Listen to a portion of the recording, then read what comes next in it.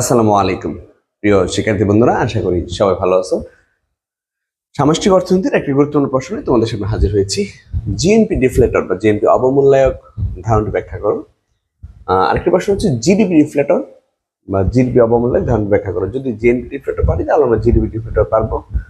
Just শুধু GNP এর জায়গায় জিডিপি লাগাই দিবা, সব একই রকম। ওকে, আমরা জিএনপি ডিফ্লেটরের সংজ্ঞায় যাচ্ছি। কোন নির্দিষ্ট অর্থ বছরে একটি দেশের আর্থিক জিএনপি এবং প্রকৃত জিএনপির অনুপাতই হচ্ছে জিএনপি ডিফ্লেটর। আমি আবার বলি, কোন নির্দিষ্ট অর্থ বছরে একটি দেশের আর্থিক জিএনপি এবং প্রকৃত জিএনপির অনুপাতই হচ্ছে জিএনপি ডিফ্লেটর। অন্যভাবে বলা যায়, কোন নির্দিষ্ট অর্থ বছরে একটি দেশের আর্থিক জিএনপিকে প্রকৃত জিএনপি দ্বারা ভাগ করলে যা পাওয়া যায় তাকে বলা হয় জিএনপি ডিফ্লেটর। কি বলছি? যে অন্যভাবে বলা যায়, কোন নির্দিষ্ট অর্থ বছরে একটি দেশের আর্থিক জিএনপিকে প্রকৃত জিএনপি দ্বারা ভাগ করলে যা পাওয়া যায় তাকে জিএনপি ডিফ্লেটর বলে। জিএনপি ডিফ্লেটরের সাহায্যে কোন দেশের মুদ্রাস্ফীতি বা মুদ্রা সংকোচন পরিমাপ করা যায়। জিএনপি ডিফ্লেটরের সাহায্যে কোন দেশের মুদ্রাস্ফীতি বা মুদ্রা সংকোচন পরিমাপ করা যায়। আমি একটা উদাহরণ সাথে দেখাচ্ছি, তোমরা লিখবা যে ধরি 2023 সালে বাংলাদেশের আর্থিক জিএনপি 5,000 কোটি টাকা এবং প্রকৃত জিএনপি 4,000 কোটি টাকা। লিখে নিলাম।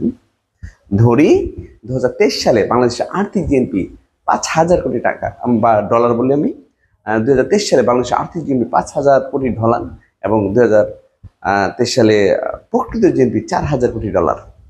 এক্ষেত্রে জিএনপি ডিফ্লেটর হবে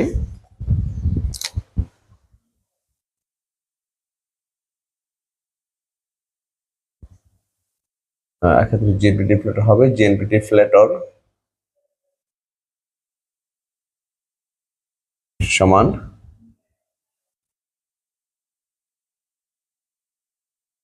আর্থিক জিএনপি ভাগ করে দিব প্রকৃত জিএনপি দ্বারা। প্রকৃত জিএনপি, তো আমরা 2023 সালে বাংলাদেশের আর্থিক জিএনপি ধরছি 5,000 কোটি ডলার, তাহলে আমি এখানে 5,000 লিখে নিতে পারি। আর প্রকৃত জিএনপি 4,000 কোটি ডলার। 5,000 কোটি ডলার, 4,000 কোটি ডলার। এখন যদি ভাগ করি তাহলে অ্যান্সার আসে 1.25। আমি কিন্তু একটা কথা বলে নিয়েছিলাম তোমাদের যে জিএনপি ডিফ্লেটরের সাহায্যে কোনো দেশে মুদ্রাস্ফীতি আছে কিনা বা মুদ্রা সংকোচন আছে কিনা তা জানা যায়। কিভাবে জানা যায় একটু বেশি খেয়াল করো, দেখো তো সবাই, যে আমরা এখানে লিখবো যে 2023 সালে বাংলাদেশের জিএনপি ডিফ্লেটের পরিমাণ 1.25। 2023 সালে বাংলাদেশের জিএনপি ডিফ্লেটের পরিমাণ 1.25। এক্ষেত্রে যেহেতু এক হচ্ছে একটা ভিত্তিমান, ওই একের চেয়ে যদি বেশি হয় তাহলে দেশে দেখা দিবে মুদ্রাস্ফীতি, আর একের চেয়ে কম হলে দেখা দেবে মুদ্রা সংকোচন। তাহলে আমরা বলবো 2023 সালে বাংলাদেশের জিএনপি ডিফ্লেটর 1.25। এক্ষেত্রে মুদ্রাস্ফীতির পরিমাণ যেটা একের চেয়ে বেশি, মুদ্রাস্ফীতির পরিমাণ কাজ করতে পারো 1.25 থেকে তুমি যদি 1 বাদ দাও তাহলে তোমাকে দাঁড়াচ্ছে 0.25। আর 0.25 কে যদি তুমি পার্সেন্টেজ নাও তাহলে 0.25 কে 0.25 কে গুণ করতে হবে 100 দ্বারা, দ্বিগুণ করা তাহলে 25%।